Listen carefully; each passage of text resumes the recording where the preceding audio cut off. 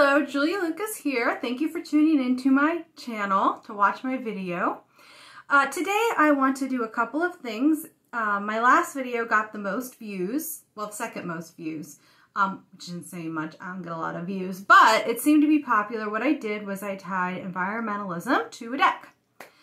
And I'm doing this because we use a lot of nature decks for those Oracle and Tarot lovers, and we also use a lot of decks that have to do with indigenous cultures. So environmentalism is a passion of mine. I've gone on rants about how I don't think there's enough of an environmental movement. So what I did is I decided to talk about it myself and why it's important. So last time I did books on the oil industry. Oh my God, is it out of the channel or into the channel? Okay, check out my last video. And then Not One Drop, which talked about the Exxon Valdez oil tanker disaster. Today I'm going to talk about the Jade Oracle along with bird-friendly coffee. I was supposed to get a new shipment of this. It got delayed, so I'm using my bag that I'm almost out of. Instead of, I thought I was going to have like a neatly folded bag. I'm going to talk about the Oracle first for people who just want to see the Oracle, and then I'm going to talk about bird-friendly coffee.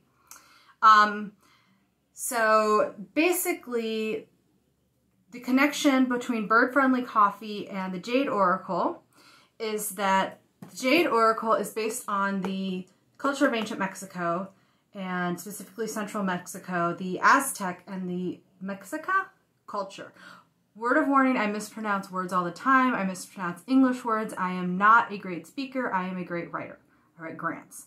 So like my boyfriend and I got into an argument because I said realm and it's realm. It wasn't really an argument.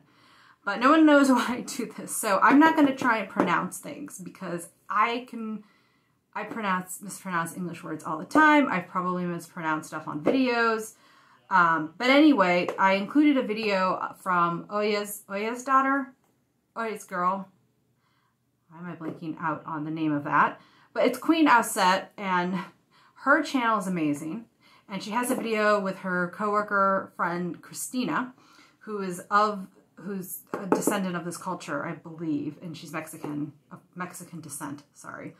And she goes really into the symbolism and really how to pronounce the language. It's Nahuatl, which is still a language spoken in Mexico. And of course, this was created by Veronica Iglesias and Ann Key, artwork by Ramona Snow Tio. So this deck, it's an older deck, it's from 2018, but it's important that we keep talking about these decks because I had never heard of it until I saw the Jade Oracle review by Queen Auset. And by buying this, it's a little more pricey, but you know, instead of buying a few mass marketed decks, spend the money on this because you're supporting an independent press and you are supporting a woman's own press, and actual Veronica Iglesias is a priestess. Well, so is Ann Key, but Veronica really knows about this culture. She is an indigenous priestess, if I can use that term. But she, so this is an oracle deck made by the people of the culture, as opposed to like a white woman, like Alana Fairchild, putting together the Earth Warriors deck, which I still love. But, you know, we can enjoy that deck, but also support the indigenous people that, you know, whose cultures we like to meditate on in these bigger decks. I don't think that was that eloquent, but you get my drift. So this is the Jade Oracle, Deities and Symbols of Ancient Mexico. So I'm going to start with the deck. It comes in this box, and this great box, and then it comes with this little guide that is in English and Spanish, and it goes into, you can go online and get the pronunciations of each of the deities or spirits, because one thing I learned in here is that the term God and Goddess was introduced by the Spanish, and they're really more of like spirits and energies. She does use the word deities, but that's something that I learned. I really hadn't heard of any of these except the hummingbird god of war and sun, and I wrote a poem on that. And what's interesting is the interpretations are include the sun, but they also include patriarchy, like the switch from matrilocal, matrilineal cultures to patriarchy. In my poem, I went with the sun because of hummingbirds are just like the sun. And then I, you know, but I am going to use the word God, but because of this deck, I'm going to change it to spirit, I think, so that it's more in line, which is why it's good to have these decks. You learn things. So I'm going to start with the cards. Coco. Jade. And like I said, I am not going to try and pronounce this. She of the Jade Skirt. So this is a spirit who is of water. She's kind of like a water spirit. You can see the water down here because in the Aztec culture, jade is related to water. Sorry, I had to pause that and go turn the air conditioning on because it's St. Louis in summer and it was cool for a second, then it got hot. So, back to the deck, Guardian of the Home. And the book really goes into what these deity spirits mean. So snake woman, there's a lot of snakes in this, which I love. I love snakes. I love when they're a positive part of a pantheon or a spiritual tradition. Divine woman. There are also a lot of skulls, and of course you can kind of see the skulls in the hands. That reminds me of Kali. So I really love when you can see kind of the archetypes, how different cultures had very similar archetypes within their pantheons. Spirituality, snake. So this is I forgot to read, I was going to read this. That these images are based on the codices, manuscripts, and statuary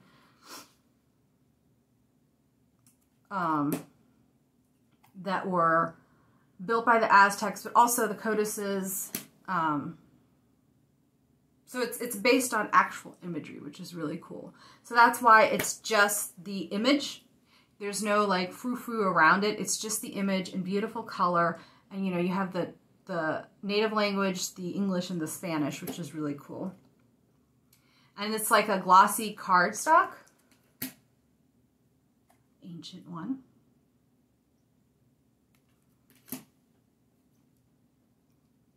I think it's really important, though, that you watch Queen Auset's video because, one, she's a better videographer than me. Like I said, not a speaker. I'm better at writing and expressing things in words, but I do these because they're fun. Yeah. Flower of the Grass. Heart of the Maguey. And in this little book, there are several deities / spirits where she talks about how it could represent, so this is the Lady and Lord of the Underworld, how it could represent the switch from matrilineal, matrifocal cultures to a patriarchal one.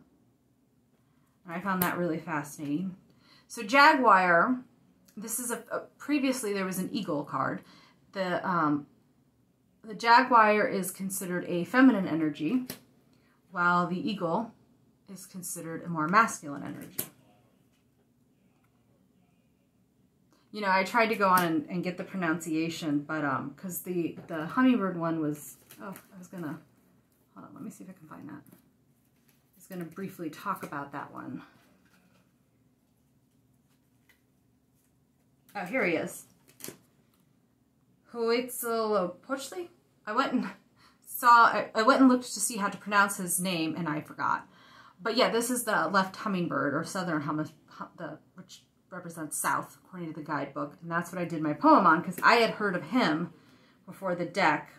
So this is the primordial couple. One thing she points out in the guidebook is that they're equal. You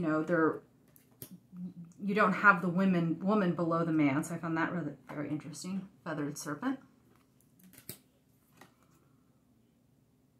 The resplendent quetzal is a bird I really want to see in my lifetime as a birder. Also why I'm kind of obsessed with bird-friendly coffee, which I'll get to. So Sweat Lodge, Lord of the Smoking Mirror, which has to do with obsidian. So there are a lot of themes in the deck, and obsidian is one of them. There's an actual obsidian card that ties into the the smoking mirror. There's also an introductory video that I put in the description. So Spirit of the Earth, that's the tree of life coming out of her mouth, according to the guidebook. And that one is an introduction by the actual authors and creators of the Jade Oracle rabbit. So in the Aztec mythology, the rabbit is in the moon, which I agree with. Looks more like a rabbit to me than a man. So this is the Great Mother, and that of course looks like the Virgin of Guadalupe, which Christina talks about in Queen Auset's video. The Sun. So this is my favorite, Star Woman, Star Women. Oh, it is women. Oh, I got that right by accident. And these are energies that apparently the Spanish saw as demons, but were really, really cool energies. And according to the guidebook, bones in the Aztec, maybe philosophy would be a better word, are seen as life as opposed to death. Apparently in the, again, this is in the guidebook, in the mythology, humans in life were created by grinding bones and with a blood sacrifice. They describe it better than I just did. So this is Lady of Salt. Turquoise. Spirit of Young Corn. The Flayed One, which has to do with self-sacrifice. And then in order to kind of support the collective, there's often self-sacrifice involved. Turquoise Serpent, which goes back to the hummingbird, South Hummingbird deity spirit, because he often uses the turquoise serpent as kind of like lightning. It's an excellent deck. It's such great quality, and you know, it's more pricey. It's pricier. But again, just like don't buy those 3 mass decks that I see people buying at once in my tarot group, and buy one deck. Think about what you're consuming, you know, and how to better consume. Or, you know, and this is, I'm going to talk about this with Bird Friendly Coffee. Do you really need that shirt? Do you really need the makeup? What can you give up to support the environment? Because, you know, we always use these nature decks and these decks based on indigenous people, and how are we really supporting the environment? And so Bird Friendly Coffee is found in Mexico, South America, and Central America, and it has to do with coffee grown under shade, and the birds work as natural pesticides. They eat all the insects. It helps. Bird Friendly Coffee obviously helps the birds, but it also helps the mammals. It also helps the people by preventing erosion. It prevents pesticides, like bad pesticides, from entering the water. It saves their water by preventing erosion. It helps the people better able to live in their environment. It also buffers them from climate change. It's just really important. And you'll see this bird friendly and also fair trade certified. Mine is from the Audubon. There's different vendors of bird friendly coffee. This is the one I get. It's $55 for 3 bags, but I'm still going through them, and I ordered them in early April. Again, this goes back to how are we consuming? What can you sacrifice for now that you don't need? Because there's so much shit that we buy that we don't need, that you could spend a little more on coffee in order to help the environment. Because birds we lost like 4 billion birds. That's just in North America. And tropical forests in Mexico, Central America, and South America are being destroyed at an alarming rate. And having these businesses, this bird-friendly coffee, helps keep them intact. It helps small business owners, which it helps indigenous people by securing the environment. So, Jade Oracle. You're supporting independent presses, an all-women's press, an actual indigenous women and Mexican women who have created this art, this beautiful art, and are of the culture that they write about. Bird Friendly Coffee, supporting the environment, and you're supporting the people who live there. So, that is my video. It wasn't as eloquent as Queen Auset's video or the people who actually created this. It was created by Goddess Inc. So I suggest you watch those videos, and the links, and the link to an article on Bird Friendly Coffee, they are all in my description. Thank you.